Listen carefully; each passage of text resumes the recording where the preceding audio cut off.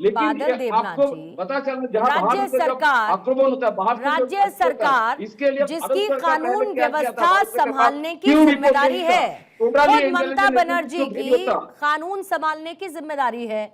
जो बाहरी लोग सो कॉल्ड आए आपके हिसाब से, जो बाहरी लोग सो कॉल्ड आपके हिसाब से आए, सर आसमान से टपक गए क्या? पैराशूट एंट्री ली उन्होंने? आपकी स्टेट इंटेलिजेंस क्या कर रही थी? क्या मुर्शिदाबाद में इस तरीके की हिंसा जैसी दिखती है पूरी तैयारी के साथ मान के चलिए की गई? मैं आपकी सारी बात मान लेती हूं, आपका स्टेट इंटेलिजेंस क्या कर रहा था? किसी कमरे में सो रहा था क्या? सारे डिवाइसेस फेल हो गए थे क्या? सारी जानकारियां फेल हो गई थी क्या?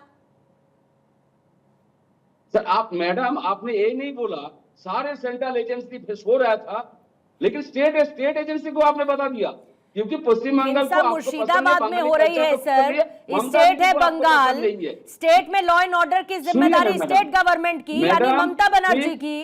तो पहला सवाल किससे, प्लीज आंसर मी, पहला सवाल किससे ये बता दीजिए। जायज पहला सवाल किससे होना चाहिए? आप स्टेट एजेंसी जायज पहला सवाल किससे होना चाहिए? बोल दिया वो सो रहा था, लेकिन ये नहीं बोला।